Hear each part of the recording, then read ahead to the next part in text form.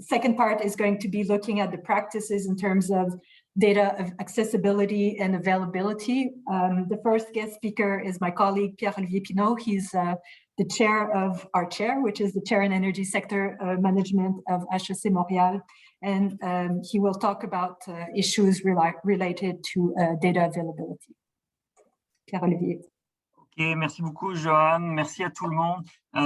Comme on est suivi par notre invité des États-Unis de la IAE, j'ai décidé de faire ma présentation en anglais. Alors je m'excuse pour ceux qui seront tristes de ne pas m'entendre en français.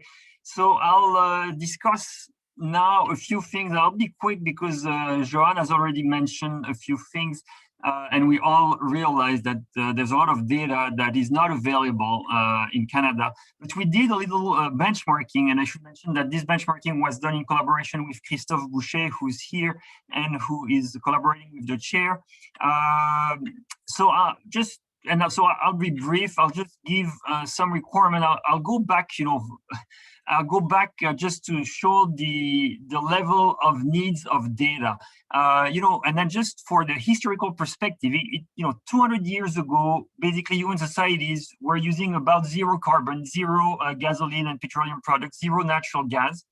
And it took 200 years to go to today's level, 8 gigatons per year of greenhouse gases, 100 million barrels per day, or close to that, and 135 TCF of natural gas per year globally.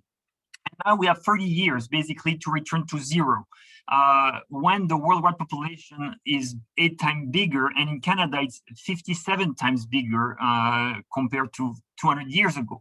So the challenge is incredible. So when we look at this challenge, the confidentiality of a few groups and the protection of that confidentiality seems to be a little bit odd when we look at the requirements to basically better manage our energy systems and totally renew our energy systems. So for that, as it's been mentioned many times by Ismael and by Joanne and many people, we need to have up-to-date information.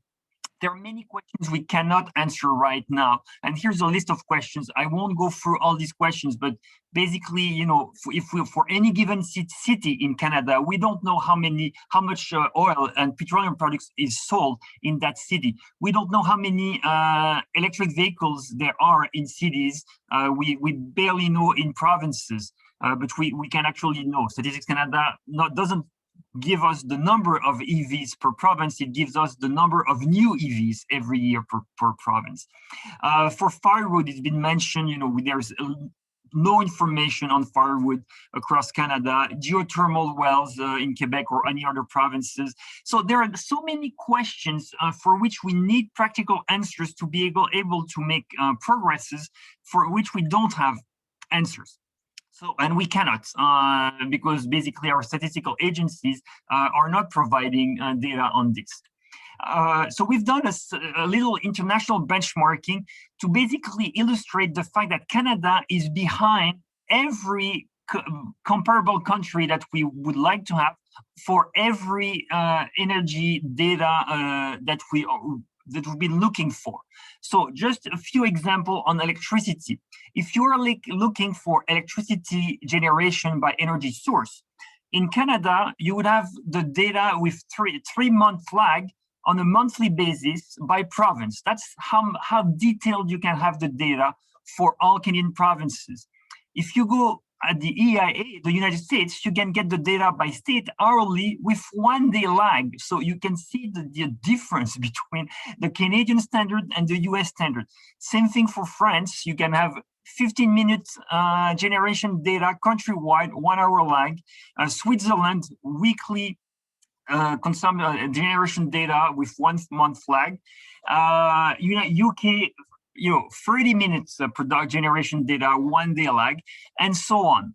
Same thing for electricity consumption. The best you can get from Statistics Canada is the monthly consumption by province with a 3-month lag. If you go to the US, you can have by state hourly consumption with 1 hour lag. So it shows the kind of difference we have.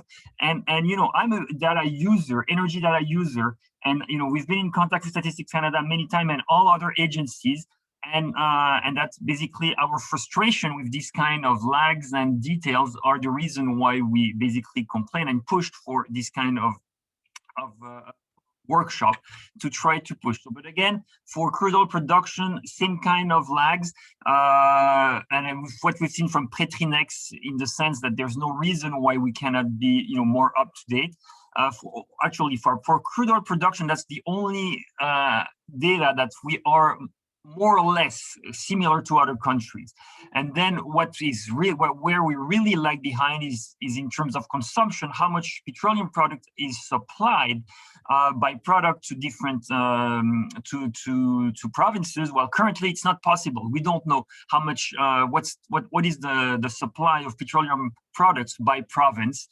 The best we can have is a monthly data countrywide with a 4-month lag. And again, you see for other countries in the US by state, you have monthly consumption with a 2-week lag. So again, we don't look great, and I hope this workshop will contribute to, get the kind of collaboration that and mobilization that we need to upgrade to some better data system.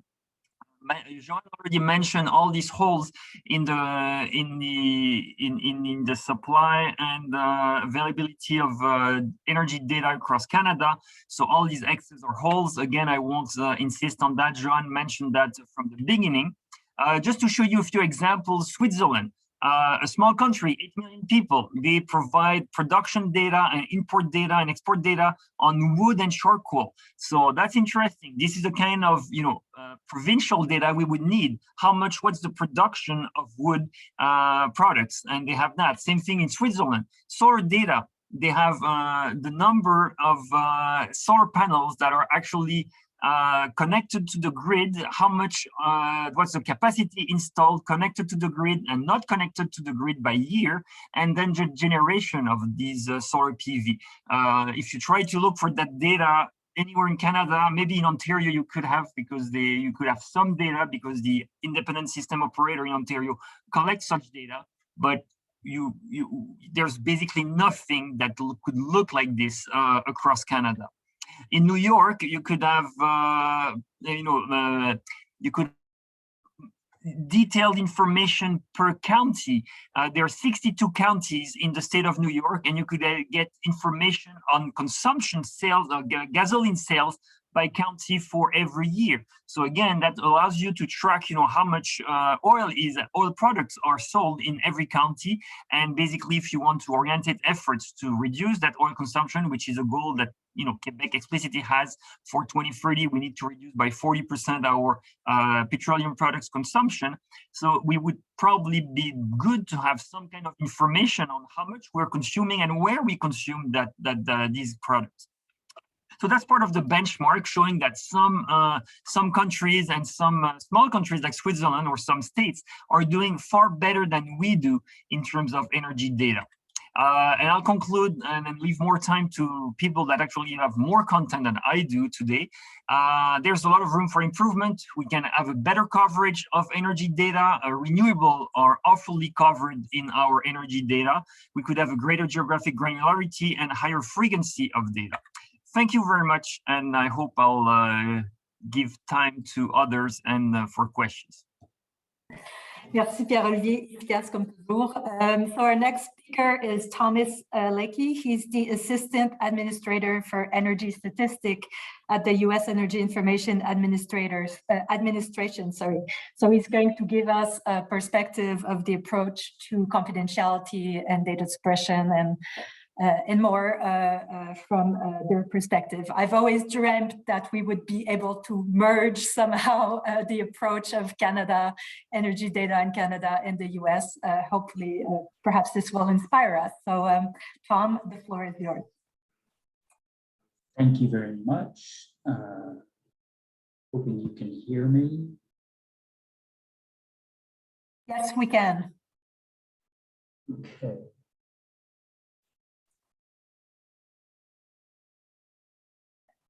So it's a real pleasure to be here with you today. Trying to get this access to the slides. Just click on the full screen mode, which is, you just had it almost. It's on the bottom, yeah, you have like the four. Yeah. Got it. Okay, excellent. Thank you very much. Okay. So as Joanne said, my name is Tom Leckie. I work at the U.S. Energy Information Administration, which is a part of the Department of Energy. I have the responsibility for running all of the statistics programs for the Energy Information Administration, and it really is a great job. And it is a great pleasure to be here to talk with you guys today about making sure that we maximize access to the information that we have. So I'm going to talk a little bit about the structure of the US statistical system. It is different from the Canadian system. Got a couple of references to that already, so we'll take a look at that. Our agency has special statutory authority that is not available to all other statistical agencies, so I want to make mention of that. We have a regulator. We have a different office, an executive office of the president function, which negotiates our collection authority and our access authority. So we'll talk about the Office of Management and Budget. I want to spend most of the time, 8 or 10 minutes, just talking about specific suppression rules and examples that we have. And then we'll talk a little bit about who uses the data, who has access, and what their expectations are for the data. So yeah, the US statistical system is operationally decentralized, unlike the system in Canada. We have 3 branches of government. Within the executive branch, there are 15 departments, and then scattered across those 15 departments are as many as 190 agencies or small units which fulfill the statistics function for the United States government. 14 of those 90 are what we call principal federal statistical agencies. EIA is one of those. All of the big statistical agencies that you would be familiar with are among those principal federal statistical agencies, like the Bureau of the Census, like the Bureau of Labor Statistics, like the Bureau of Economic Analysis. Over on the right side of the slide, there are principles that all of these federal statistical agencies agree to. And the Office of Management and Budget, under the Chief Statistician of the United States, encourages us to do everything we can to achieve these principal characteristics. We are to produce objective data that are relevant to policy issues. That is, we are not supposed to pick data in a trivial fashion or a non-important fashion. We are supposed to pick data that is important to other people, not just to us. We have to take certain steps to achieve and maintain credibility among the data users, and transparency of sourcing is among the chief activity there to maintain that credibility. We have to take certain steps to maintain trust with our data providers. We obviously will not be able to collect data as efficiently or as well if we lose trust or if our trust is compromised in any way. So data providers have to know that we will safeguard and use their data appropriately. Our agency, like all of the others, needs to maintain a position of independence from either the appearance or the reality of political influence and control.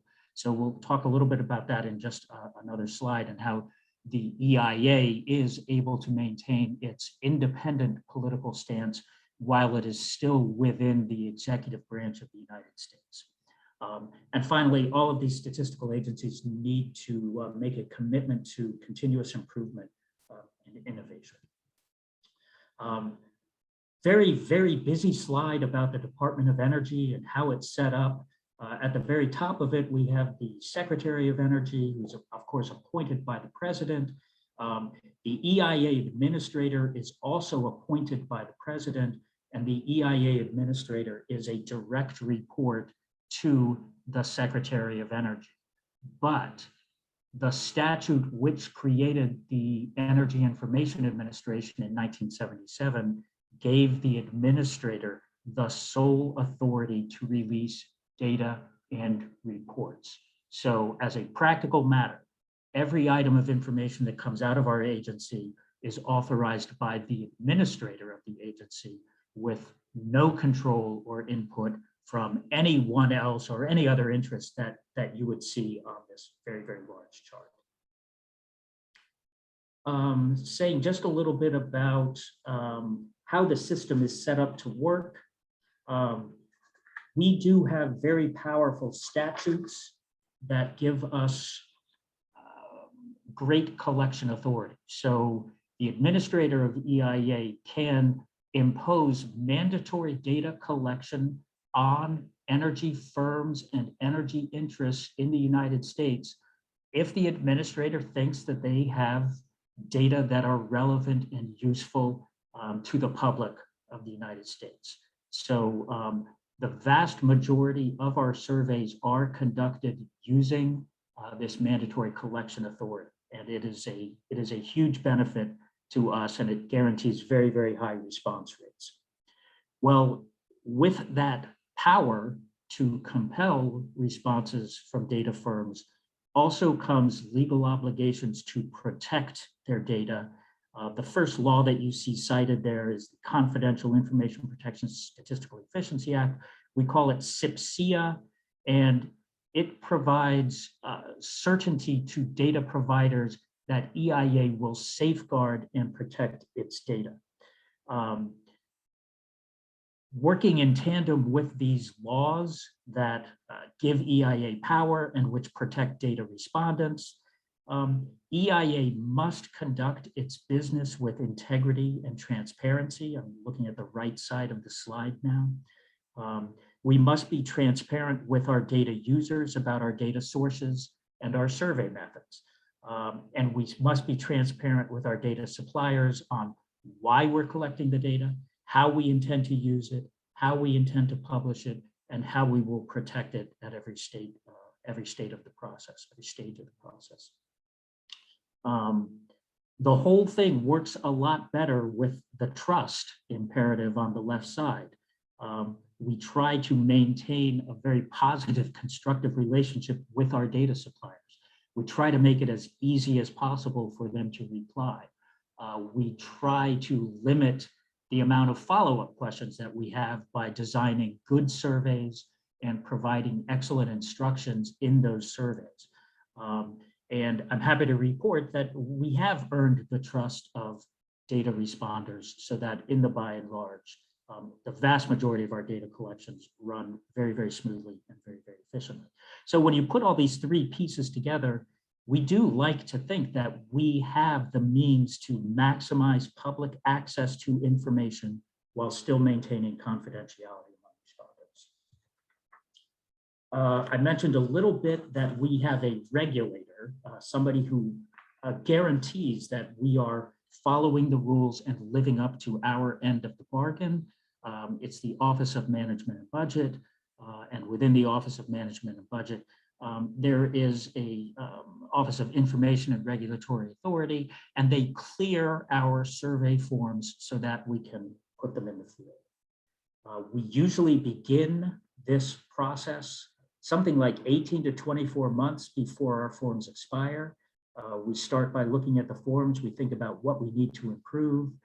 We think about what data respondents might be able to tell us, and how our data can become more relevant and more useful for users.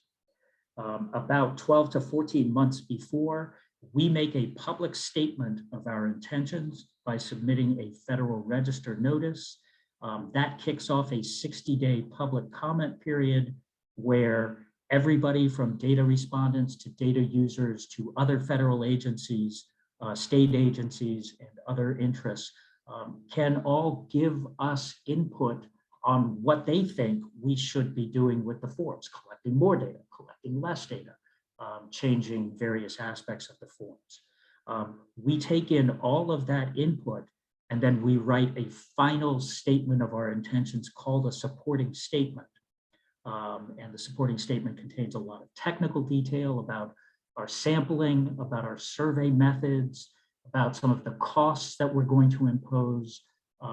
It also makes a statement about the burden, that is the cost we expect to impose on our data respondents. This regulatory process requires that we estimate the total amount of time that respondents will need to report a form. So it might be something like 4 hours to report a monthly form, or it might take 9 hours to report a monthly form, or it might take 20 hours to report an annual form. All of that gets added up and becomes a total burden that OMB has the ability to, order us to modulate if we need to. And clearly data respondents can also argue that the burden is too high. So there's a final 30-day public comment period. OMB takes in all of those comments that they received during the final comment period. And most of the time they do clear the forms. Every once in a while, they give us a little guidance. They say, in the future, we'd like you to look at this. We'd like you to adjust this. But at the end of the clearance process, almost every time our forms are cleared, which is a good thing because we do want to keep the ability to collect data continuously, always. So with the authority to collect data and with the regulator supporting us in the collection of that data comes the need for us to make sure that when we do publish the data, that it is protected and that we are not disclosing information which is sensitive to our data respondents. I mentioned before the SIPSIA Act, Confidential Information Protection and Statistical Efficiency Act. This is our highest level of protection. About a quarter of our surveys are collected using this level of protection. Among other things, the law provides that all of the uses of the data must be for statistical purposes. And so that prevents any use of the data for any kind of regulatory purpose, any kind of enforcement purpose, any kind of adjudicatory purpose, or anything like that. The data can simply be used to draw inferences about the behaviors of groups in a population. There is a lower level of protection that many more of our surveys are conducted under. We call it the competitive harm exclusion, and we are exempt from providing information under FOIA requests under this. But we do occasionally share this data for non-statistical purposes under certain conditions, certain limited conditions, and it does give data users a little better access to this data. So when it is time for us to suppress data in tables, most of the time we do that using something we call a P% rule. Just a little explanation of how the P% rule works. The P% is an arbitrary level that we set. It varies from survey to survey, and we do not disclose the P% level.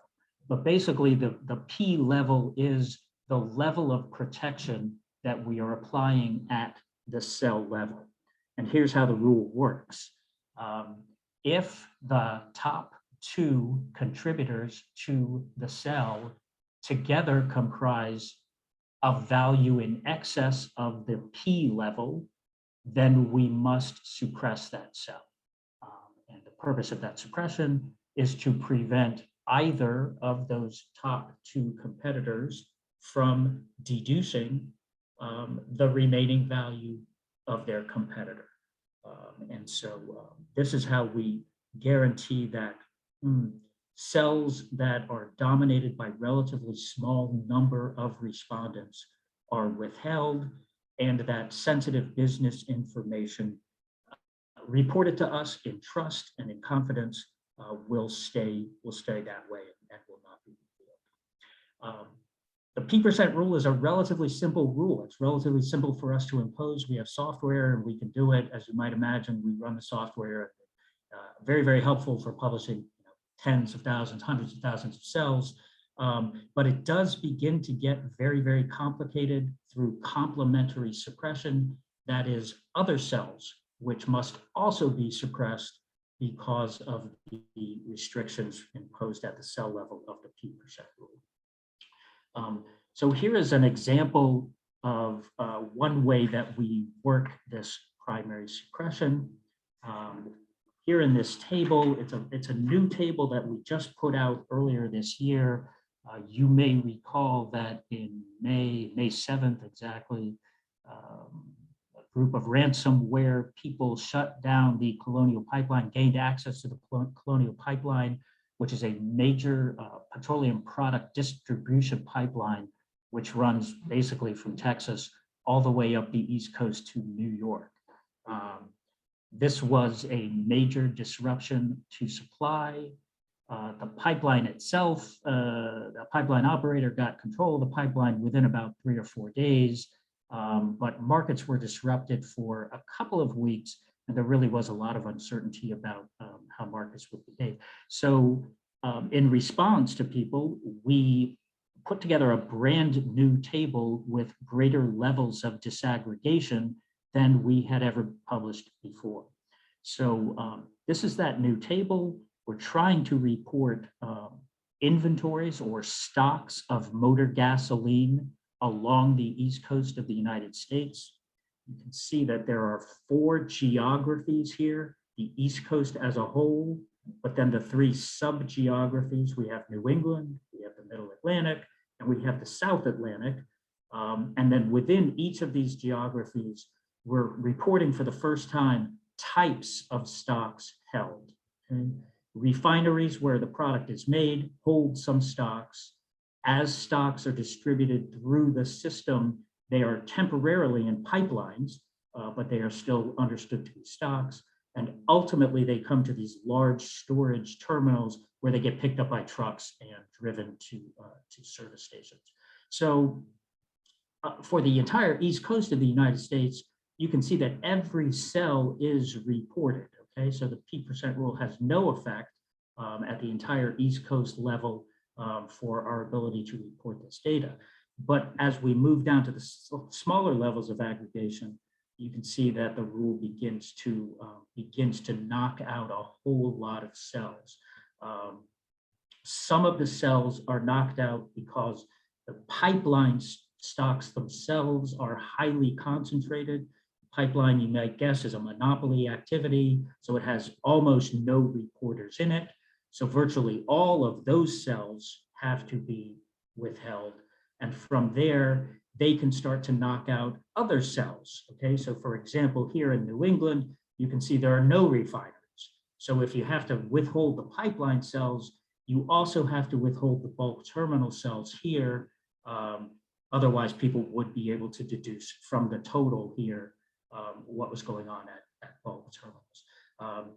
And then, you know, there are other aspects of the complementarity being applied here as well.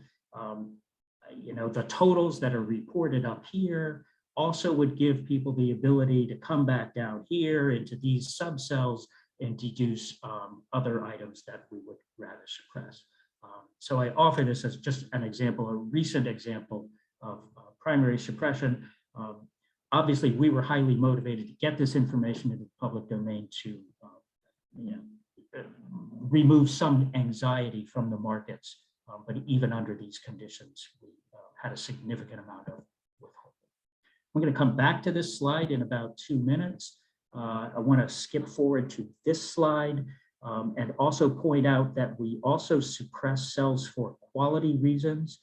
This is a table from our Commercial Buildings Energy Consumption Survey, and it reports numbers of workers by size of buildings.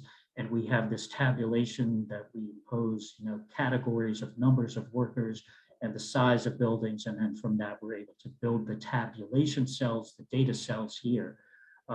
You can see that there are 2 types of withholding going on here. There are some N's and there are some Q's.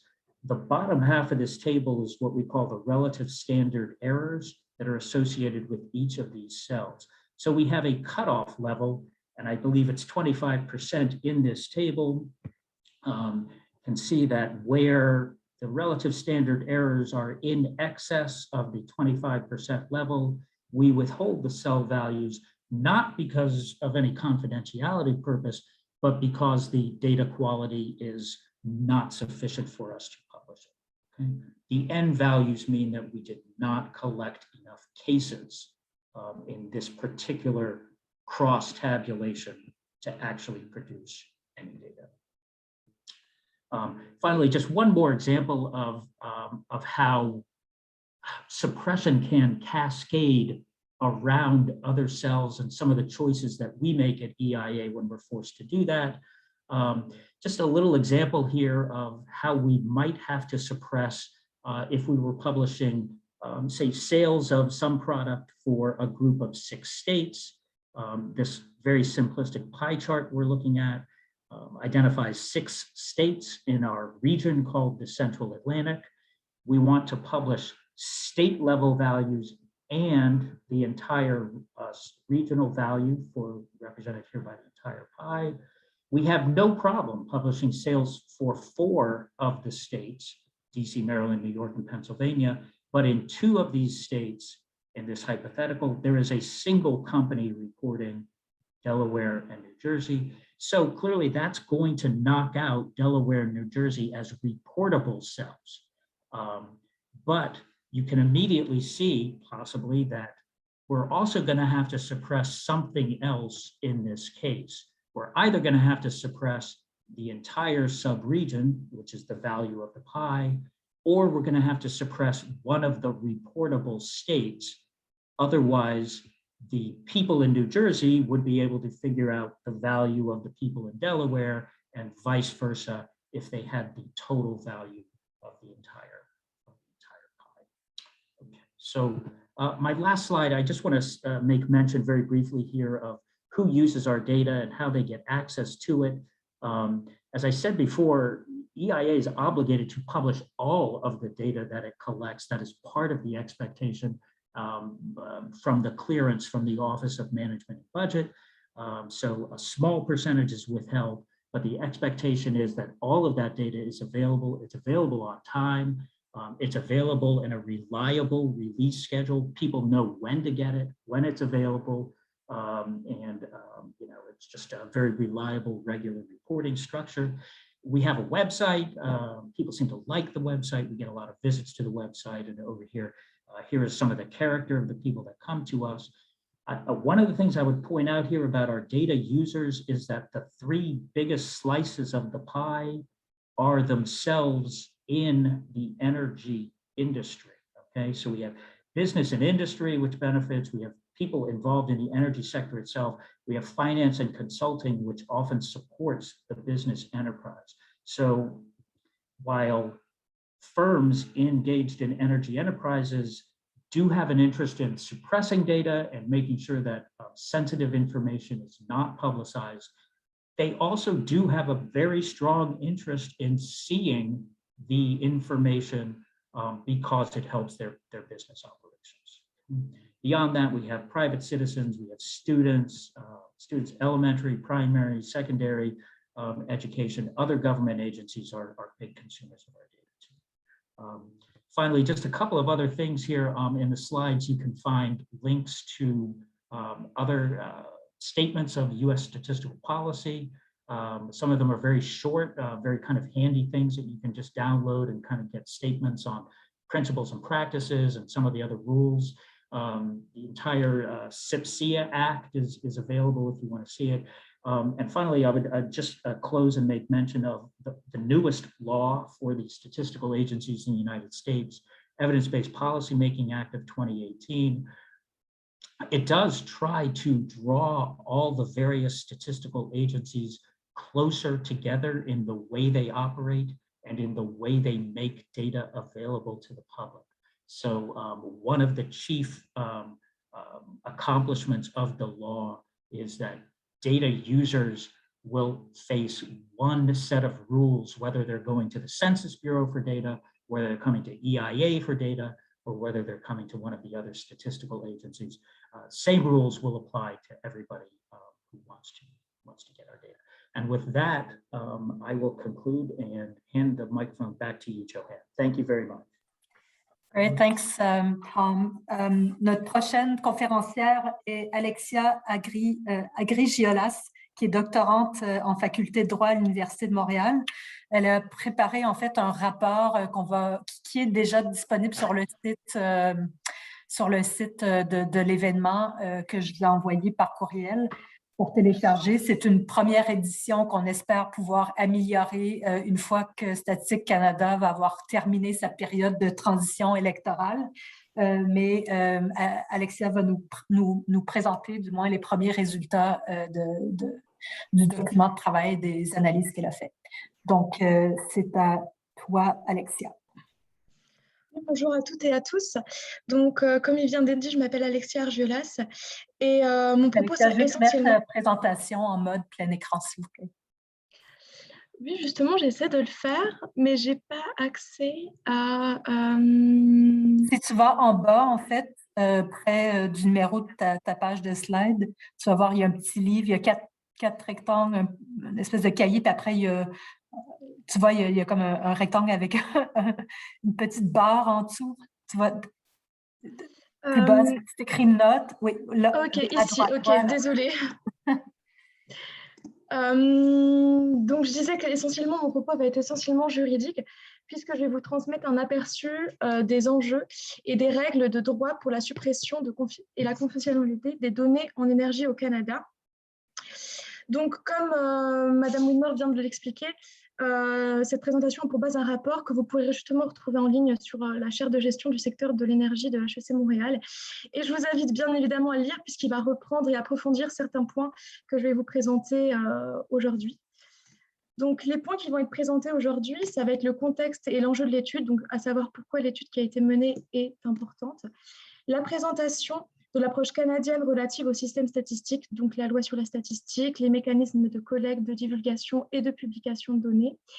La question, bien sûr, de la confidentialité et le pouvoir discrétionnaire dont dispose le statisticien en chef. Ensuite, il va avoir une exploration sommaire du système juridique américain relatif aux statistiques pour souligner certaines différences avec l'approche canadienne. Et ensuite, nous allons évoquer certaines pistes de réflexion. Donc, ce sont des pistes d'amélioration du régime actuel afin d'alimenter notre réflexion dans le cadre justement de cet atelier, afin de trouver un meilleur équilibre entre la confidentialité, la transparence, la rigueur nécessaire à une approche méthodologique quant à la suppression de données par Statistique Canada. Donc, nous allons tout de suite commencer par le contexte de l'étude. Donc, dans le cadre de l'accord de Paris et de l'objectif d'émission net zéro à l'horizon 2050, il est nécessaire de produire des changements profonds dans les systèmes énergétiques et dans les modes de production et de consommation. Ainsi, concevoir et mettre en place des actions pour atteindre ces objectifs exige que les différents acteurs puissent obtenir des informations objectives, détaillées et transparentes sur les différents systèmes. La problématique aujourd'hui, c'est que justement, plusieurs données en énergie à l'échelle provinciale collectées par Statistique Canada ne sont pas divulguées pour des raisons de confidentialité. Et cette non-divulgation se prononce justement parce qu'il y a un droit à la confidentialité protégé en vertu de la loi sur la statistique. Et la conséquence, c'est qu'aujourd'hui, il y a un non-accès à des informations considérées comme confidentielles, pourtant justement essentielles pour comprendre le système énergétique des provinces. Donc, l'enjeu de l'étude qui a été la mienne, c'est de savoir si l'interprétation qui est faite de la confidentialité dans le contexte des données en énergie, telle qu'elle est prévue par la loi sur la statistique, est en adéquation avec le mandat de Statistique Canada. Donc, pour vous le décrire, c'est fournir des renseignements et des analyses statistiques dans le but de permettre justement l'élaboration et l'évaluation des politiques et des programmes publics, mais aussi améliorer la prise de décision dans les secteurs publics et privés au profit justement de tous les Canadiens. Mais aussi, c'est de savoir si ça correspond à l'objectif de la loi propre de la statistique, qui est justement de pouvoir promouvoir une accessibilité importante des données. Alors, comme base de notre étude, nous nous sommes basés sur justement ce tableau-ci. Donc, ça présente diverses données supprimées. Donc, les données supprimées, ce sont les données qui sont en jaune, matérialisées par des petites croix. Donc, comme vous pouvez le voir, il y a quand même un certain nombre de données qui a été supprimées au départ de cette étude. J'attire seulement votre attention sur le fait qu'il y a un nouveau tableau qui a été mis en ligne et qui a été consulté par nous le 13 septembre 2021. Toutefois, notre étude, en tout cas l'étude sur laquelle moi j'ai travaillé, s'est déroulée du 21 juin au 28 août 2021. Donc, ce tableau-ci n'a pas été pris en compte dans mon étude. Nous allons ensuite passer sur le vif du sujet, qui est les règles de droit sur la confidentialité des données. pour nous attarder tout d'abord sur une présentation de la loi de la statistique. Donc, la loi de la statistique encadre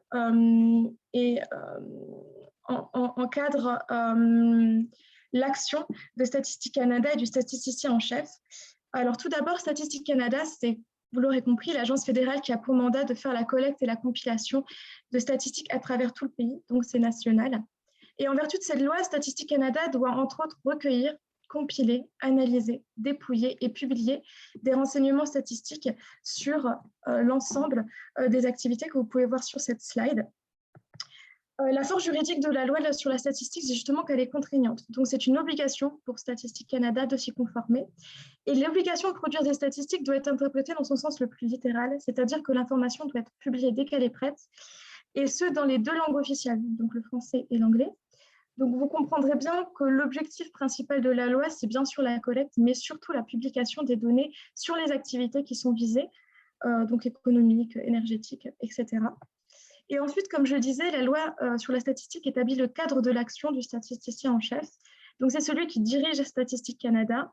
Il est nommé par le gouverneur en conseil pour 5 ans. Il conseille les ministres et veille justement à l'application de la loi sur la statistique. Et il décide des méthodes et procédures relatives au programme statistique en fonction des normes statistiques professionnelles qu'il juge indiquées. Donc, nous n'avons pas d'informations supplémentaires sur les normes statistiques professionnelles qui est jugé indiquées. Toutefois, d'une manière générale, les normes professionnelles, ça renvoie à l'ensemble des compétences essentielles pour exercer un métier avec compétences. Donc, on peut déterminer que ce sont des standards de pratique généralement acceptés en matière de statistique. Je vais ensuite vous présenter le mécanisme, à savoir comment la loi sur la statistique encadre le régime des statistiques au Canada. Et il y a plusieurs étapes. Nous avons premièrement la collecte de données. Donc, Statistique Canada a le mandat pour recevoir l'ensemble des renseignements nécessaires pour établir ces statistiques. Et ça va se matérialiser par des demandes de renseignements qui vont être faites auprès de personnes, organisations ou compagnies. En l'occurrence, dans le cadre de notre étude, il s'agit de compagnies énergétiques. Et les compagnies sont obligées de transmettre les renseignements à Statistique Canada. C'est le statisticien en chef qui détermine justement ce caractère obligatoire ou non des demandes de renseignements. Il dispose de l'autorité pour le faire. Toutefois, la loi ne prévoit 2 cas où le statisticien en chef ne peut pas décider du caractère obligatoire ou facultatif. Donc, il est obligé de produire des demandes de renseignements dans le cadre d'un recensement agricole et dans le cadre de la population, du recensement de population, pardon. À cet égard, nous pouvons juste souligner que le statisticien en chef dispose d'une plus grande marge de manœuvre en ce qui concerne les données en énergie qu'il en dispose pour les données en agriculture ou pour le recensement de la population. Et nous pouvons quand même faire l'objet d'une réflexion quand même sur la nécessité d'une telle distinction. Ensuite, nous avons le traitement des données. Donc, Statistique Canada, ici, détermine si un renseignement qui est transmis par un répondant est protégé par la confidentialité. Et ensuite, nous avons la divulgation et la publication. Alors, la loi ne fait pas de différence entre divulgation et publication. Toutefois, pour que vous puissiez comprendre le système, j'ai décidé de scinder les deux en vous en proposant une définition. Donc, la divulgation est différente de la publication en ce qu'elle concerne, en ce que la divulgation fait référence à un partage de données avec une ou plusieurs personnes qui en font la demande formelle pour une utilisation restreinte et sous entente de confidentialité avec Statistique Canada, justement entre des organismes gouvernementaux ou un centre de recherche, par exemple. Donc, la chaire de gestion de l'énergie d'HEC Montréal pourrait très bien conclure un entente de partage de données avec Statistique Canada, mais ils devront respecter la confidentialité. Donc, ils ne pourront pas le publier à l'ensemble de la population. Et ça peut justement, comme je le disais, ça peut se manifester par des accords ou des ententes de partage. La publication, quant à elle, fait référence à une diffusion à l'ensemble de la population et c'est donc disponible en ligne pour tous. C'est en ce sens qu'il existe des réelles exceptions à la confidentialité et ce sont sur ces exceptions que mon attention s'est portée puisqu'elles permettent de rendre publiques des données jugées comme confidentielles à tous. Alors nous allons rentrer plus vite dans le vif du sujet en ce qui concerne la confidentialité et la notion. Donc plusieurs règles de confidentialité s'appliquent aux données recueillies par Statistique Canada. La section 17 de la loi sur la statistique évoque justement la notion de secret Et cette notion de secret est directement liée à la confidentialité, qu'on peut retrouver d'ailleurs dans plusieurs domaines, que ce soit la médecine, le journalisme, etc. Et la confidentialité se définit au sens large comme la caractéristique privée d'une information dont l'accès et la diffusion est strictement limité aux personnes habilitées, et ce pour des fins précises. Donc en l'occurrence, dans notre étude, ce serait les employés de Statistiques Canada à la fin de produire des statistiques. Donc l'implication, c'est que les employés de Statistiques Canada ne peuvent pas transmettre des renseignements identificateurs des répondants à l'ensemble de la population. Donc la loi ne définit pas à quoi ça correspond, cette notion de renseignement identificateur. Il n'existe pas non plus de jurisprudence venant préciser ce contour-là.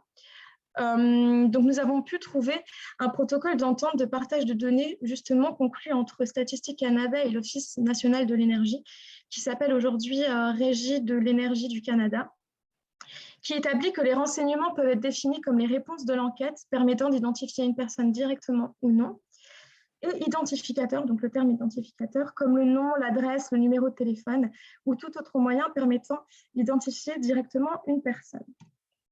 La conséquence, c'est que la confidentialité empêche la divulgation et la publication de certains renseignements identificateurs. Donc, du coup, la donnée est supprimée. Et Statistiques Canada dispose justement de diverses méthodologies de suppression, et ces méthodologies ne sont pas rendues publiques. Donc, le fait que ces méthodologies ne soient pas rendues publiques, et ça pose quand même un certain nombre de questions, parce qu'on doit s'en remettre entièrement à l'approche adoptée par Statistiques Canada en ce qui concerne les suppressions de données, et ça fait obstacle quand même aux pratiques scientifiques qui reposent sur une démarche méthodologique transparente et reproductible. En ce qui concerne les exceptions à la confidentialité, la loi sur la statistique prévoit tout de même des exceptions de publier des renseignements, qui permet de publier des renseignements identificateurs. Elle le prévoit donc sans le consentement de l'intéressé et avec le consentement de l'intéressé. En ce qui concerne le consentement de l'intéressé, c'est des autorisations pour divulgation et publication et les ententes de renonciation à la confidentialité. Donc, les autorisations pour publication, c'est généralement quand Statistiques Canada obtient des réponses à une enquête. Le répondant est mis au courant que certaines de ces données peuvent être partagées à d'autres. Donc, voilà, ça se fait sans son consentement. Enfin, ça fait partie du consentement. Et ensuite, les ententes de renonciation à la confidentialité, c'est le répondant lui-même qui autorise Statistiques Canada à publier des données identifiables. Donc, c'est du répondant à Statistiques Canada.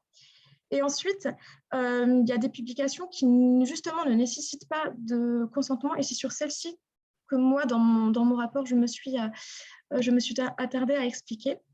Je vais vous en présenter que deux. Donc, la première, c'est lorsque la donnée est déjà disponible, car la publication est permise par une autre loi. Ça, c'est essentiellement des conflits de loi. Par exemple, la loi sur la statistique. Par exemple, une autre loi va autoriser à ce qu'une donnée soit disponible. Le statisticien en chef aura le choix de produire la donnée, même si elle est identifiable. Ensuite, ce sont des renseignements qui sont attraits à un transporteur ou une entreprise d'utilité publique. Donc là, ça correspond à des usines municipales de traitement d'eau, les services d'électricité ou de transport, en commun public. Toutefois, c'est sur cette notion d'utilité publique qu'en droit, à mon sens, il faudrait avoir une discussion avec Statistiques Canada, dans le sens où pourquoi certains produits pétroliers sont considérés comme dans des entreprises d'utilité publique alors que d'autres non. Ça, à mon sens, c'est quand même une réflexion qu'on est censé avoir. Toutefois, malgré les mécanismes, il existe un réel manque de doctrine et de jurisprudence venant entourer clairement les exceptions de la loi sur la statistique, et donc les documents interprétatifs produits par Statistiques Canada sont indispensables quand justement on s'intéresse à la loi sur la statistique. Alors, selon la loi, comment faire pour accéder à une exception permettant justement de publier une donnée ? La loi donne au statisticien en chef un pouvoir qui est dit discrétionnaire, c'est-à-dire qu'il décide s'il doit appliquer ou non une exception à la confidentialité. Et donc, c'est sur ce pouvoir discrétionnaire que nous allons maintenant réfléchir.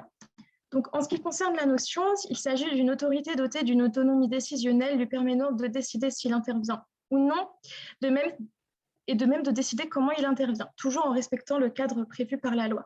Dans le cadre de notre étude, le statisticien en chef peut décider des exceptions qu'il appliquera à la confidentialité, aussi décider de l'opportunité de conclure des accords pour la révélation, et aussi décider à qui il demande des renseignements ou non. Toutefois, bien qu'il dispose de ce pouvoir discrétionnaire, il doit quand même répondre à un certain nombre d'exigences qui relèvent des politiques de Statistique Canada. Donc, le statisticien en chef va s'aider du contexte pour prendre sa décision, mais il doit respecter certaines exigences pour convenir à son mandat, notamment pour améliorer la prise de décision dans les secteurs publics ou privés. Donc, sur son site, Statistique Canada propose certains exemples d'exigences, mais sans s'y limiter. Donc, on a par exemple préservé la relation de confiance avec les répondants aux enquêtes. Donc, cette notion de relation de confiance avec les répondants reste un point quand même déterminant dans l'élaboration des politiques de Statistique Canada. S'il existe un changement dans la manière dont les exceptions à la confidentialité des données sont traitées, il peut être craint qu'une certaine forme de perte de confiance des répondants puisse s'opérer. Ensuite, il s'agit de décider si la publication du données ne va pas nuire aux personnes, aux organisations et aux entreprises. Donc là, c'est dans le contexte des données en énergie, ça pourrait s'agir des enjeux de concurrence, par exemple. Ensuite, déterminer si l'information répond à un besoin à des fins de statistiques et pour le bien public. Il n'y a pas d'information supplémentaire quant à la définition de ce que serait le bien public. Donc, il appartient au statisticien en chef de le définir au cas par cas. Bien que la loi sur la statistique définisse les limites du pouvoir discrétionnaire du statisticien en chef, les décisions prises dans le cadre de ce pouvoir peuvent faire l'objet d'un recours judiciaire. Et donc, c'est justement c'est à travers une jurisprudence récente que l'on comprend comment le pouvoir discrétionnaire est évalué par les juges. Et donc, c'est important pour notre étude. Donc, un arrêt de la Cour suprême du Canada en 2019 a énoncé qu'il existait une présomption de décision raisonnable. Cette jurisprudence établit que le juge n'évaluera pas si la décision rendue par l'administrateur est bonne ou non, mais si seulement le processus ayant amené à la décision est raisonnable. Donc, par exemple, dans notre étude, dans le cadre d'un refus de publier une donnée en énergie, le juge pourrait décider si la décision du statisticien est raisonnable ou non, regardant si il existe un manque de logique interne au raisonnement ou un manque de justification d'après l'ensemble du droit et des faits applicables. Donc, pour vulgariser, il s'agit finalement de voir si la justification que propose le statisticien en chef est raisonnable ou pas. Si le juge décide du caractère raisonnable ou non de la décision, il peut renvoyer l'affaire au décideur pour qu'il réexamine ou bien rende lui-même la décision que le décideur administratif aurait dû prendre. Donc, on peut avoir une réflexion par la suite sur ce que l'on entend par la confidentialité et sur le pouvoir discrétionnaire du statisticien en chef. Aujourd'hui, la confidentialité fait l'objet d'une interprétation à mon sens restrictive, notamment au regard de l'objet de la loi qui est de publier un maximum de données.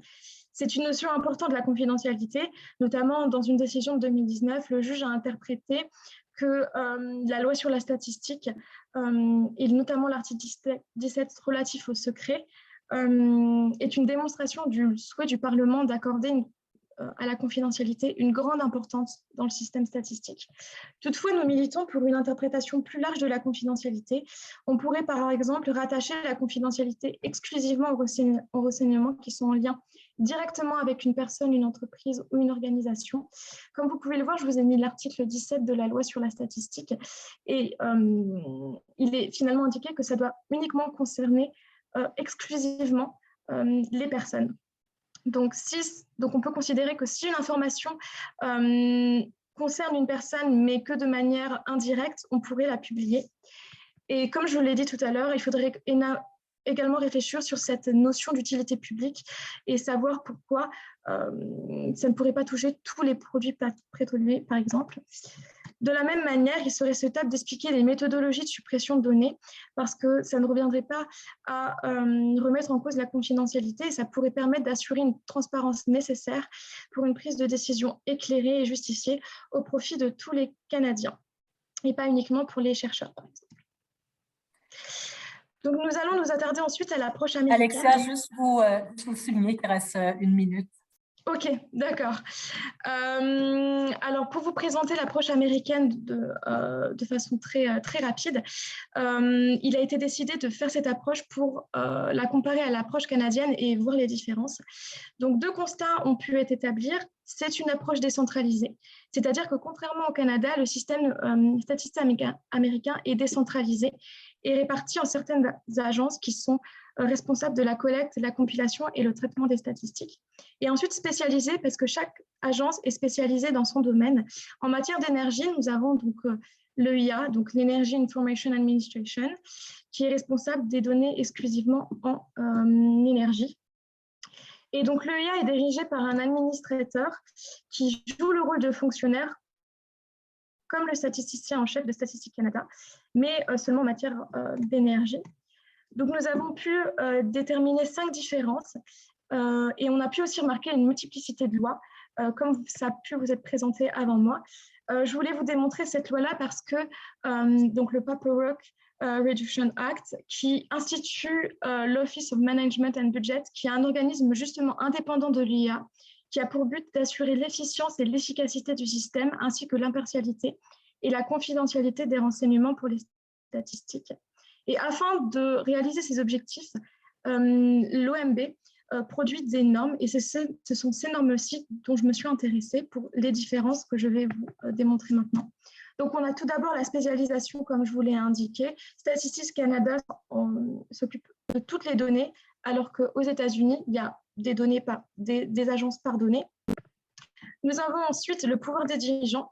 Donc, le statisticien en chef dispose d'un pouvoir discrétionnaire, ce qui n'est pas le cas pour l'administrateur aux États-Unis, puisqu'il suit les directives émises par les différents organismes, notamment l'organisme indépendant, donc l'OMB que je vous ai indiqué tout à l'heure. En ce qui concerne la disponibilité des données, au Canada, je vous l'ai indiqué, il existe 3 mécanismes qui passent.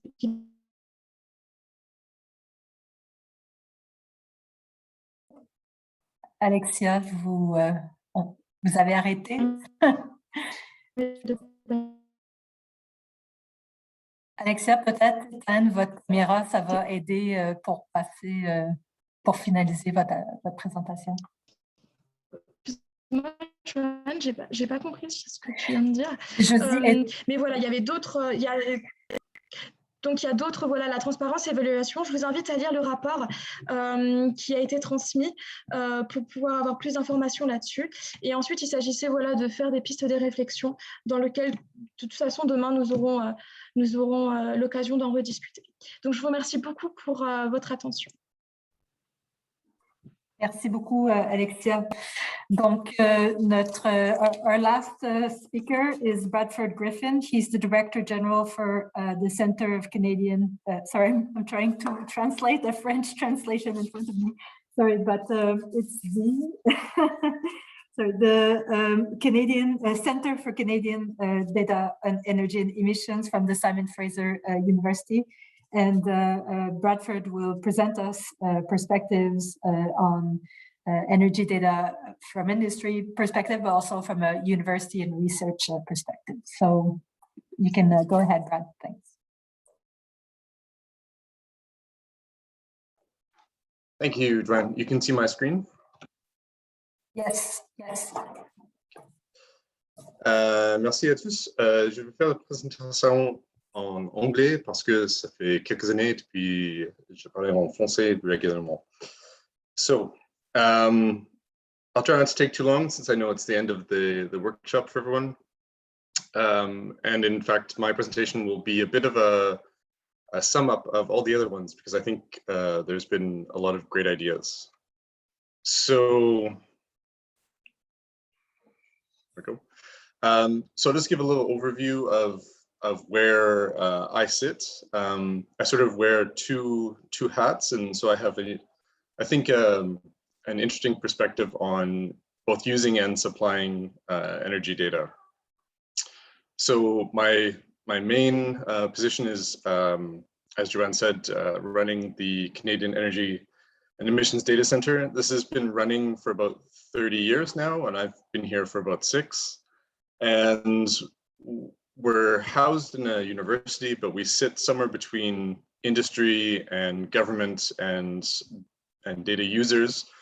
And we essentially try to provide a coherent and complete data set for energy use and supply, primarily for industry. So I collect data from Statistics Canada, from provincial sources, from Natural Resources Canada, from Environment Canada, from third-party suppliers, and even estimate some of our own. And the intent is to put together a data set that covers physical production of manufactured goods, the energy used to make those goods, and the greenhouse gas emissions that are produced. Ideally, that's being supplied at the most disaggregated level possible. So everything is arranged by NAICS codes. So these are codes used by North American groups to organize according to industry. And if possible, by province. Then we also supply it by the NAICS sector, by fuel, and then emissions. So that's sort of my data provider hat. And then the other hat that I wear is as part of our research group here doing long-term energy and economy modeling. So this group's led by Mark Jackard. And we're trying to put out research that is timely and is focused on policy for Canada. And so this is mostly targeting provincial or federal policies, but we do work at the urban level as well. And we do a lot of work that is very technology specific. So we're always interested in energy use and energy supply and how that impacts greenhouse gas emissions. So this hat, I always want to have more data. The other hat, I understand why we have suppression on data for different reasons. So when I'm looking at industry data, these are up here are the primary sources that I get data from. I help with the preliminary release of the ICE data, the Industrial Consumption of Energy Survey. So I help collect some of that data on behalf of Statistics Canada, and I also help look at how coherent is that data before it's publicly released. And then these other groups, I talk to them regularly about when I have questions, the same as many of the other groups here do. So one of the big things that one of the big things that we produce is energy indicators, and as part of that, there's lots of challenges. So physical production data is always one of the things that seems to be declining, and physical production data is needed because if you want to look at how well are we doing at producing steel or petroleum products or whatever it might be, you need to know what was being produced and how much energy was going in to produce that product. This is also really relevant for when we have new products coming out, innovations within an industry or within a sector that we need to know sort of what was this replacing and how much of an improvement is it. Unfortunately, physical production data has been one of the things that we have found has declined the most in availability over time.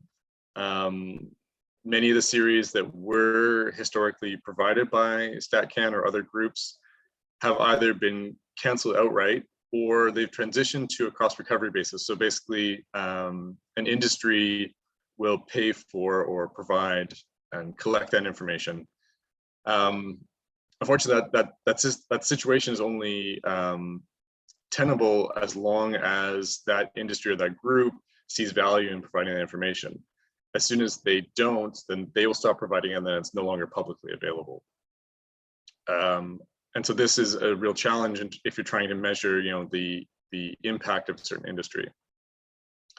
The other thing that's always requested for modelers is cost and prices, and that tends to be one of the more sensitive items, and it can be very difficult to find reliable information on costs and prices. But even just looking at energy supply, transformation, and demand, which is what a lot of what we've talked about today has been difficult. Until recently, there was a lot of tended to be an increasing trend in suppression, especially for the ICE survey or the report on energy supply and demand. And that's just been, I think, a reflection of the constraints that StatsCan has in terms of what they're allowed to produce. And certainly in some sectors, an increasing consolidation of enterprise and businesses, so that it was harder and harder to release data because there was fewer and fewer market participants. StatsCan mentioned earlier today the change in methodology that they've put forward. And so far, this is the first year that it's coming out. It looks like a huge improvement in terms of what's being suppressed. And that, I think, will relate to what I have to talk about in the next slide about what I think data users need versus what they want. One of the other things that I've found as a challenge as a data user has been data that seems to conflict, that we have, something from province A versus what StatsCan's reporting, what a third party is reporting. And sometimes there is just a legitimate difference in what they're saying the data is, and that could be how they've, differences in how they've collected that data or who they've talked to. But sometimes it's also just a difference in what they're actually measuring. And this is also a problem because it's, the metadata, the documentation that comes with data can sometimes be really lacking. And so it's hard to figure out what exactly each group is talking about, even if they call it the same thing. So that's another challenge that I've often run across. Related to that is how some data is being calculated. So there's the primary data that's being collected, and then there's also other versions of that data that's being reported. So for instance, a lot of data StatsCan collects is in physical units, so cubic meters, tons, whatever it might be, but it's also being reported as energy units.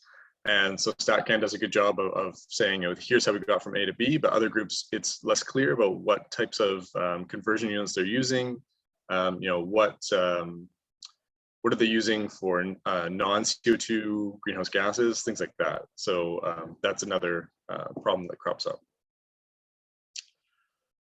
So this is sort of my take on today's sort of energy availability situation.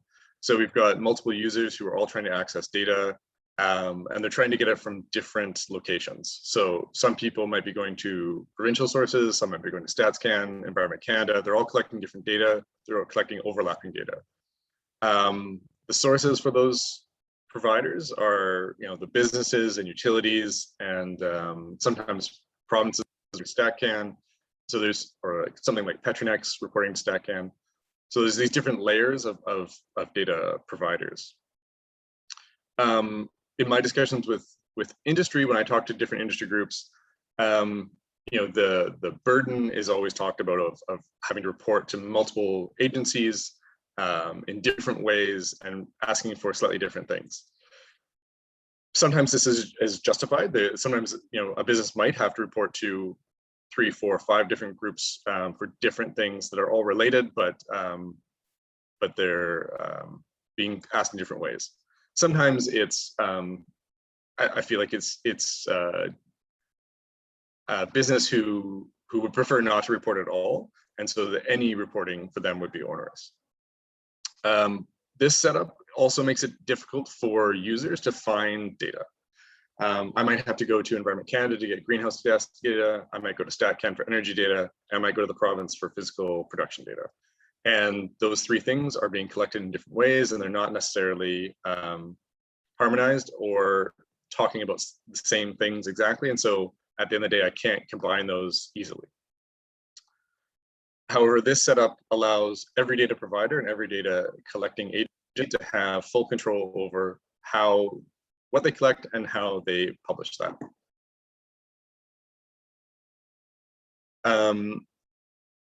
So So this now, I think, what can we do about the situation and where can we go from here? I feel that at least provincial level data, relatively coherent and complete, should be our minimum level, because that's really what's, I think, needed for good policy making and good policy analysis. I'm going to be talking a lot about this from my perspective as a policy modeler. So that's what I think the minimum bar should be in terms of what we put out. There's lots of other things that different data users might at a lower level. So some people might need hourly or even minute level electricity data for looking at building modeling or something like that. And in some cases that will be necessary. I think a lot of groups really want and ask for super fine-grained data, and they say that's the minimum that we need. But in fact, what they really need is something that's representative of what they're looking at. So they don't necessarily need to know exactly what the actual data is. They just need something that is representative of what the situation is. And this is where I think we can find some creative solutions, because the fact is the Statistics Act is not going to change radically without some major political overhaul, and that I think is unlikely to happen anytime soon. So we need to be creative, working within the existing framework. And so one thing I think is like what Statistics Canada is doing with trying to introduce some noise into the data so that we still get something that's very representative, but it's not the actual data, and that may be enough to satisfy the concerns of different data providers. Something else is that we have data being collected under a number of different legislative authorities. So Environment Canada is now collecting data to operate the output-based pricing system. Under this, they're collecting production energy and greenhouse gas data directly from businesses who are participating in that. They're collecting that data to run that program, not to publish that data, but perhaps there's some way that, again, interesting things can be done within that framework.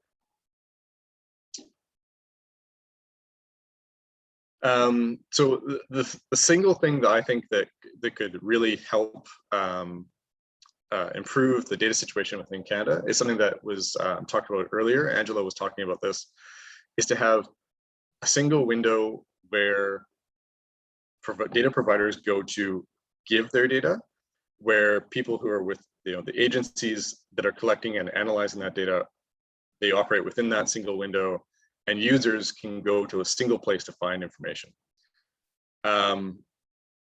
The Canadian Centre for Energy Information is, I think, well placed to become that and to start, expanding its focus. I'm on the external advisory committee for that, and I think it's moving in the right direction of how we can have a single place where you can go to access information in Canada. So I think this leads to a lot more consistency in how data is collected and reported. Also in terms of the metrics that are being used to convert different data or what methodologies are being used. The CCI already has a steering committee that's set up with federal, provincial, and territorial bodies in it that could even expand to include utilities or industry associations or things like that. And I think this is just a really good way to have everyone at a single place, single table, discussing how and why and what data should be collected. And I think this has a lot of parallels to Petronex that Anne was talking about earlier, and even something like Petronex can be brought into this. So everybody does not need to report to CCI, but so long as they're reporting to a single place in a harmonized way, that's the important thing. So you could still report to Petronex, but Petronex might now be brought in to sit within the CCI framework. So we, rather than report to your province, StatsCan, and Petronex, you could just report to one place, and then that data is shared amongst those data partners. So you could still access data at the provincial website, but you wouldn't have to worry so much about it being different than what you would get if you went to StatsCan website, because it's sort of gone through a single process. So this setup, whoops, go back. This setup I think creates a lot more consistency in terms of data. It could also help with suppression, because I think now we have a single place where we can discuss amongst users, amongst data collectors, what data do we really need to be suppressing, or what methods could we do to address the concerns of people who are providing information there. It certainly would be better for industry, for businesses, in terms of the reporting, because then now you have one place where you're reporting, and you can start having a standardized set of surveys. You would also have the benefit for larger organizations where a single group or a single department could be reporting. Right now, I talk to some people at a company, I talk to other people who report to Environment Canada, and I report to other people who talk to StatsCan. And that might be 3 different people who interpreted the survey 3 different ways. That's partly why data might be different. So trying to get that as streamlined as possible, I think, is really helpful. This would make it easier for users to find data, because you could at least go to CCI and either the data is there, or it would tell you, go here to go get that data. So this is what they've already started doing. They have a lot of links to where you can go and find information, and that could just keep getting bigger and bigger. The downside of this is that people need to have more discussion and more negotiation about what data is going to be provided and how. So this may not be a faster process to get data, but it should help with the quality and accessibility of data. But this is probably, in my view, this is the best way that we can work with our hierarchy of information and legislative authority within Canada. That there's just no way to get around that. The federal government has access, authority over some things, provinces others, utilities other things. So we need to work within that framework.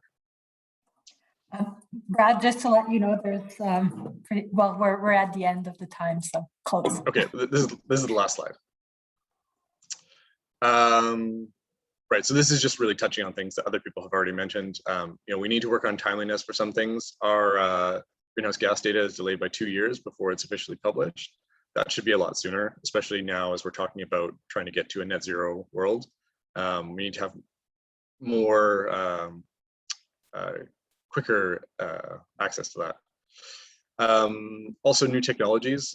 These are something else that I think CCI would be a good place to house, is start having more information on innovative technologies or innovative sectors. And this is an easier way to have discussions about that, about what do we really want to have, what do we want to see. Right, and last thing is just a nice to have in terms of energy modeling is price data. So there we go.